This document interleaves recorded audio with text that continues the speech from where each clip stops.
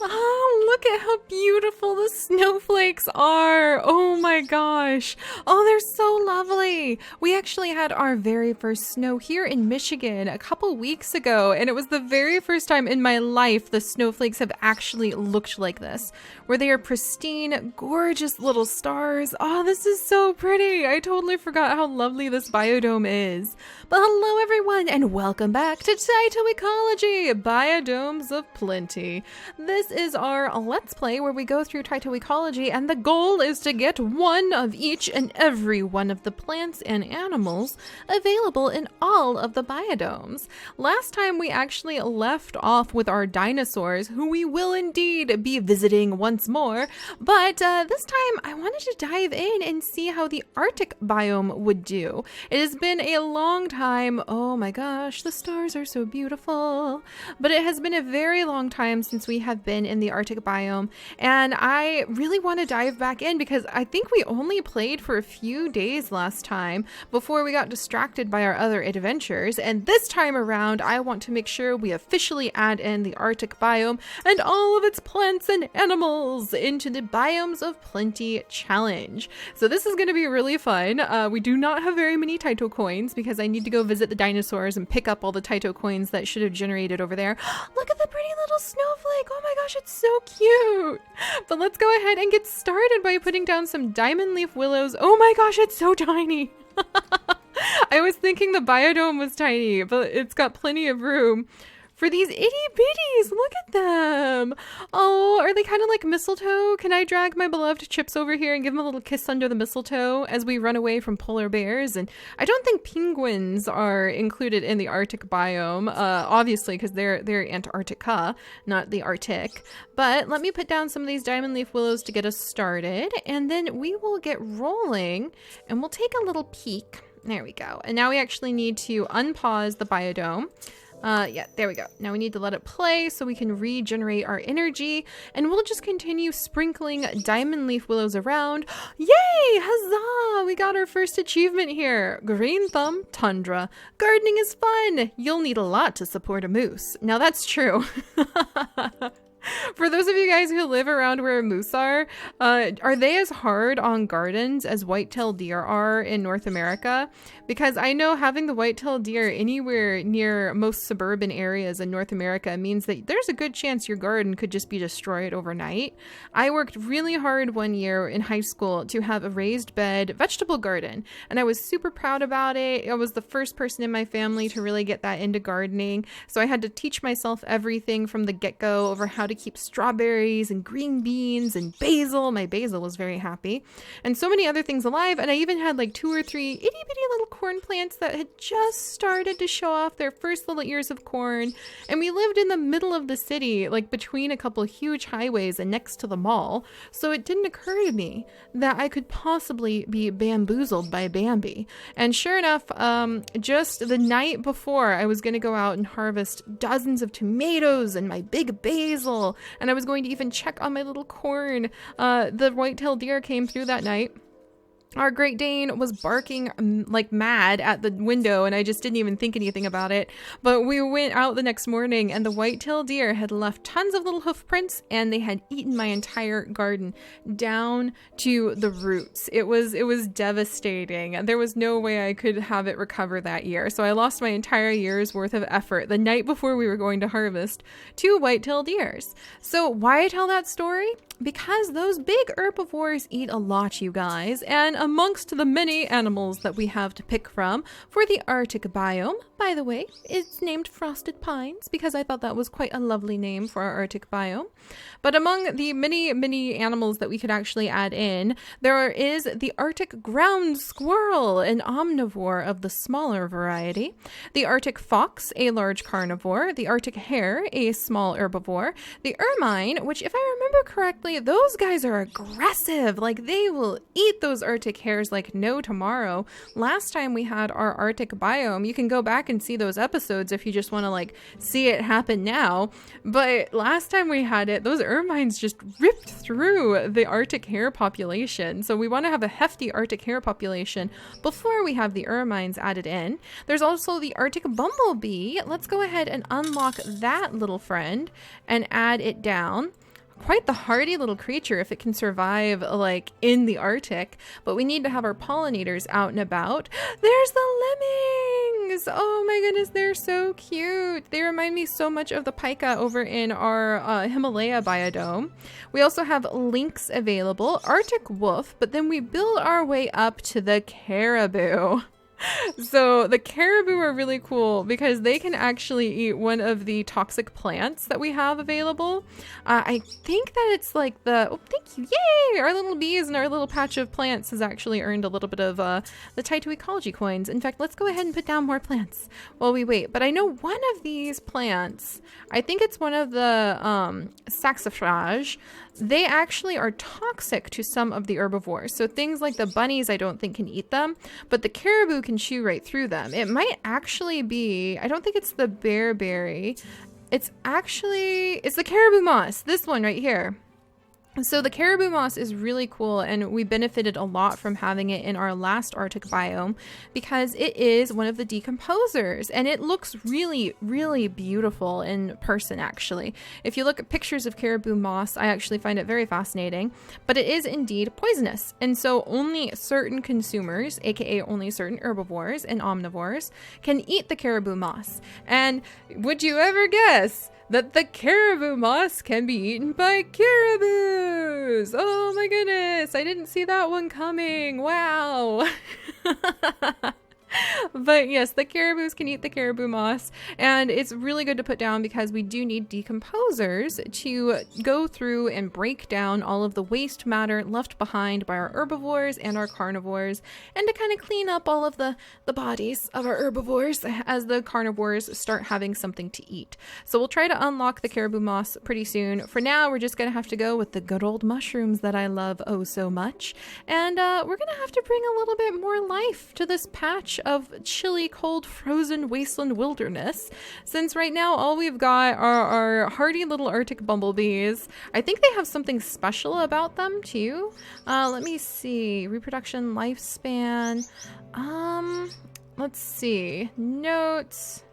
I'm pretty sure Arctic bumblebees live in colonies comprising a queen, many workers, and several drones. The hive will only be active for 2 to 3 months, during which time 2 generations of bees might be born. The first generation takes care of the second, which contains a fertile female queen larva who might become queens themselves if they survive winter hibernation. That is so interesting. So you can either be generation 1 who takes care of generation 2 and then dies before generation 2 like looks into the bleak wilderness of winter, and if you're in generation 2 and you're a larva, then you get to wake up if you survived through the winter and just be a queen.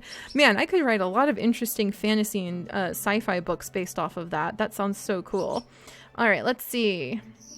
Unlike most types of bees, queen Arctic bumblebees will continue gathering nectar for a time, even after her first workers are mature. So you can't really slack off, even if you're the queen, if you're in the middle of the Arctic. And you are an Arctic bumblebee, it seems. You need to make sure that plenty of you are getting food. So, all right, today is going to be one of the quieter days in our Arctic biodome because we are just gently adding in all of these diamond leaf willows. Oh, look, it's the Arctic bumblebee population. Gosh, that's so cool. And we're also going to unlock as many of the plants as we possibly can, because the plants we learned in our last dinosaur biodome, the more diversity we add to the plants, the less stress individual populations and species end up having to take once we add in those herbivores. So what's something we can add a ton of? I feel like adding the bearberry would be a good idea. So let's grab the bearberry, because anything this big looks like it's a good idea to me. And then we'll put in a few patches of it kind of down the slope to sort of spread it out a little bit. There we go. And then let's actually review the biodex. Let's see, who eats these? Oh, notes. After floods or fires, bearberry is among the first of the plants to reappear in an area. Hey, that's nice. Oh, yay, and we got 4 TYTO coins. The berries of the bearberry are edible and enjoyed by many animals. Bears, in particular, love the red fruits, and caribou and voles will also consume the berries. That is so interesting. Okay, so it looks like they're going to do well. And it's called, believe it or not, bearberry because it's a favorite amongst bears. That's really funny. So we have caribou moss, which, believe it or not, favorite amongst caribou, and bearberries, which, believe it or not, is a favorite among bears. So that's pretty fun. And we'll put down more populations of them around the place. Let's make sure that we keep it within our little pollinator space, though. But maybe spreading out the populations of some of the plants will help because the herbivores will have to do a little bit more work to hoof it across the snow to make it to each and every little patch of plant life that they want to go for. So we'll put another little patch right down here. And then I do want to start adding in some herbivores if we think we can get away with it. So I think instead of adding in, who's our default? It looks like we can add in the Arctic ground squirrel, but I think instead of adding them in, I want to try to unlock the Arctic hare, maybe? Let's do a little bit of reading on the ground squirrel. No, don't place a population of it. That's not what I wanted. And what do they eat? So let's actually look at their diet. Foragers at heart, Arctic ground squirrels eat plants, invertebrates, eggs, birds, and carrion. When pressed, they will even eat small rodents like lemmings. The majority of their diet consists of plant matter. So they reproduce pretty darn quickly, and they have quite the appetite.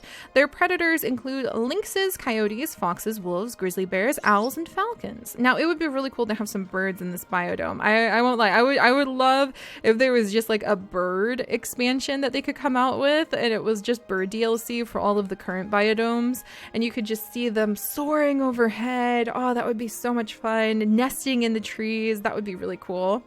Let's see. And the Arctic hare, but actually the Arctic hare reproduces a lot faster. So maybe we should start with the ground squirrel and work our way up to the hare. And the ermine doesn't reproduce quite as quickly, and it's tough to eat as an adult, which is interesting. I think that's because they're actually really aggressive little fighters. Ermines are very fascinating. I definitely want to do more research on those species. All right, let's put in more patches of bearberries. Maybe we have enough bearberries that we can make this work. Maybe there's enough that we could allow a couple populations of ground squirrels to survive. And we could also actually add in some more mushrooms. That would be good. That would be good, actually. Let's add in more mushrooms. Maybe back here. Maybe there's a little warm spot up against this cliff.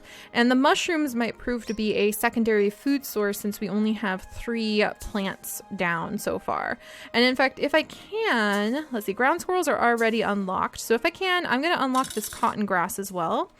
And oh my gosh, I can't even see it. There it is. It's so teensy. Look at it. But we're going to put the cotton grass down just because I really feel like the key to starting off a healthy, strong biodome is some biodiversity to kind of kick us off. So I'm going to sprinkle little patches of cotton grass around. And then, well, we might jump ahead in time. Maybe we should. I am out of TYTO coins though.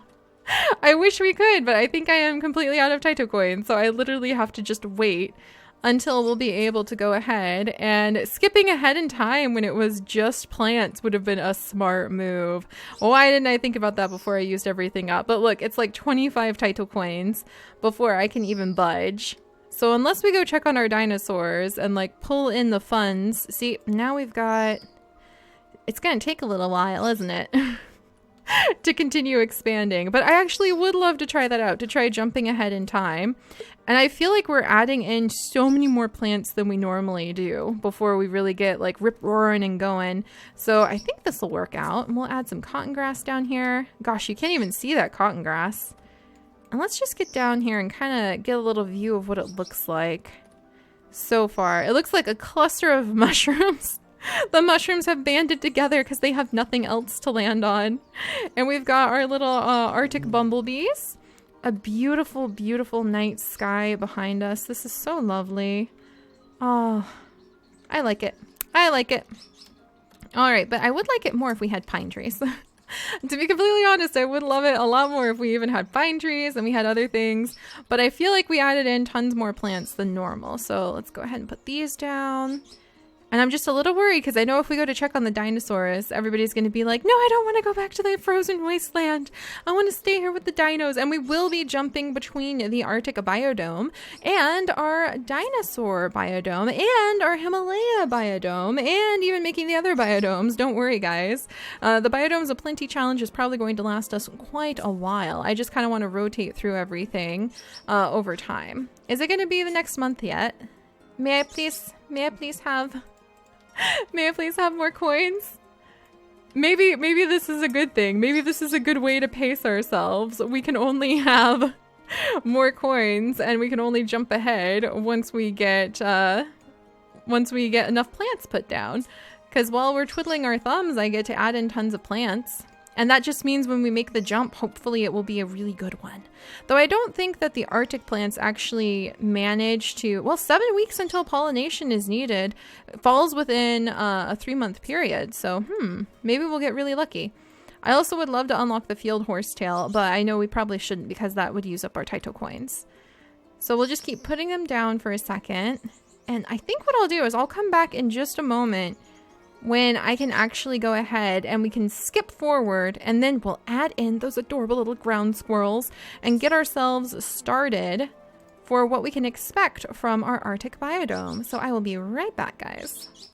Ha! We finally have enough! Ah, that was such a relief. That actually took like 2 or 3 months to be able to earn up enough points. So note to self, guys, if you only use plants, unfortunately, they don't really churn out as many TYTO coins as you might cross your fingers for. But the good news is that did give me an opportunity to really sprinkle down a lot more plants than we normally do when starting biodomes. And many of these are ready to be pollinated by our wonderful, spunky little Arctic bumblebees. So let's go ahead and we are actually going to skip time. We are going to jump 3 months and we're going to see if we notice a big difference in the density of plants. So let's actually come up and remove the markers so that we have a really good view from the top. And then I want to see if skipping time when you start a new biodome like this really can actually help you. So let's do this. All right, we're going to spend all of our TYTO coins to confirm a time skip and come back in 3 months. Da-da-da-da-da-da-da! All right, and we've earned 18. Not bad. So we just earned 18 coins. Oh, look, and the bearberries are changing to their red stage. How exciting is that? So they are now fruiting. I think that they will actually start spreading little babies if we are lucky. I forgot how they change into these dramatically beautiful red colors. Oh, that's so cool. And we got even more TYTO coins. Well, that's fantastic. All right, let's see. What am I going to do next? I think we might sprinkle down a few more diamond-leafed willows around the place. I can't really tell if the diamond leaf willows have spread, but it seems like we have tons of mushrooms. So I think this is a good start to allow our little Arctic squirrels, the Arctic ground squirrels, to start frolicking around the place. It just hit me, they may try to eat our Arctic bumblebees, which would be very bad, but we'll keep an eye out on them. And we're just going to put down one population of them for now. And I'm kind of going to put it at the back here. So, where are you guys? Hello? You're so tiny! Here I was worried about feeding you, and you're so small. Oh my gosh. Maybe I didn't really need to worry about these little ones. They're so teensy tiny. They could probably feast off of a whole mushroom as like a big family feast. Well, gosh, there we go. Have some bearberries, little ones. Gosh, they're so cute. All right, hopefully that'll help. And it'll be interesting to see where our little ground squirrels decide they want their first meal. Oh, they're turning around. Are you guys going to eat our little bearberries? Oh, the bearberries changed. That's so cool. They're so adorable. Hi. Oh my gosh. Oh, look at him run with his little tail up. Oh gosh, sorry. I'm kind of like flying all over the place because it's hard to get this low on the ground to see what they're up to. Hi, little cutie. Are you coming over here to eat these? Yeah, spreading out all of the food seems to have been a smart move when it comes to trying to sprinkle out all of our plants getting eaten by all of our herbivores. And we might want to put down another Arctic bumblebee cluster just because I'm a little concerned that they might decide to nibble on our bees. So that may help things out a little bit. Let's see, how's the mushrooms doing? Well, in fact, we might put down some more mushrooms too. I would love to unlock the caribou moss and get that going early so that hopefully our caribou won't won't end up dying because they eat a lot. Like my story about the white-tailed deer destroying my garden. The caribou do indeed eat a lot. So, I feel like my hands are kind of tied. I really want the white spruce very, very, very badly. I kind of feel like I want to hold off on getting anything more until the white spruce. And I wonder if I should get more of the ground squirrels. How quickly do they reproduce? 46 weeks until reproduction. I kind of feel like we have enough plants that we could possibly end up, just possibly, end up supporting a population or two of Arctic ground squirrels. I'm a little worried that I'm getting overzealous early in, as usual, but, you know, maybe we could make that happen. Let me check. Let's see. Let me see. Oh, that's a mushroom. I was zooming in because I was like, okay, what's the Arctic ground squirrel doing? We'll determine if we added more after that. Well, let's follow one and let's see how many leaves it actually eats. So I think this little guy, he's kind of hungry. He's thinking about where he wants to get his food. He's taken off. Is he taken off towards this mushroom? No. He's still running. Is he going to come over here? Okay, quickly. How many leaves does he eat when he's hungry?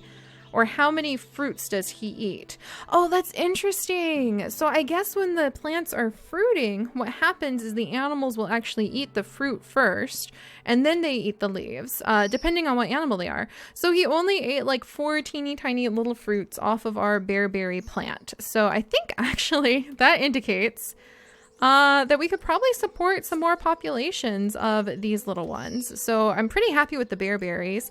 They produce so much fruit. We definitely want to sprinkle them down all over the place. Yay! And look at that!